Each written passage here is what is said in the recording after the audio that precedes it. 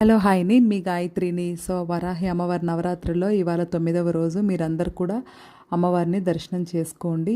So 9 రోజులు 9 రకాల నైవేద్యాలతో అమ్మవారిని నేనైతే చక్కగా అలంకరించుకున్నాను. చాలా చక్కగా పూజ జరిగింది. సో చాలా హ్యాపీగా ఉంది, మైండ్ చాలా రిలీఫ్గా ఉంది. సో అమ్మవారి కోరికలన్నీ త్వరలో నెరవేరుతాయి. అలాగే సో మీ అందరూ కూడా చల్లగా ఉండాలి అమ్మవారి ఆశీర్వాదంతో.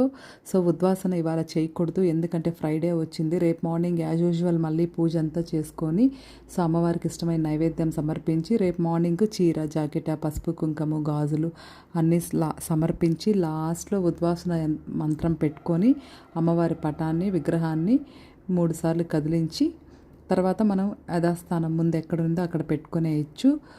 సో రేపు మార్నింగ్ ఎర్లీగానే లేచి అన్నీ మళ్ళీ యాజ్ యూజువల్ చేసుకోవాలి. దీంతోపాటు మెయిన్ సో ఉద్వాసన చేసే ముందు దీప నైవేద్యాలతో సో అసలు ఎందుకు వరాహి వ్రతం చేసుకుంటున్నాము, అమ్మవారి వ్రతం అమ్మవారికి చెప్పుకొని సో సంతోషంగా అమ్మని సాగనంపాలి.